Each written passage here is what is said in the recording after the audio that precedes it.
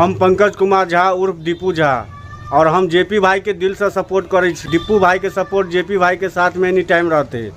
क्या तो जेपी भाई जे छे मुद्दा उठेलखिन है, जे सामाजिक मुद्दा छे से उठेलकै है, जे मिथिला के नाम पर व्यूज बटोरे छे और मिथिला के नाम पर जे छे से पैसा के उगाही करे छे, ओकर पर्दाफाश करऽ के लेल जे जेपी भाई जे कार्यक्रम चालू केलथि उनका हम सपोर्ट करै छियै।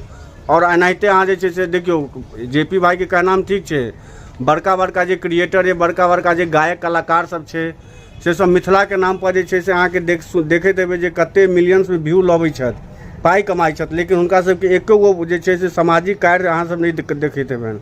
सामाजिक कार्य अहाँ सब करियो, सामाजिक कार्य नहीं करबै तो अहाँ समाज से पैसा लेबै आ समाज के जे छे से खाली अहाँ की परोस कर देबै।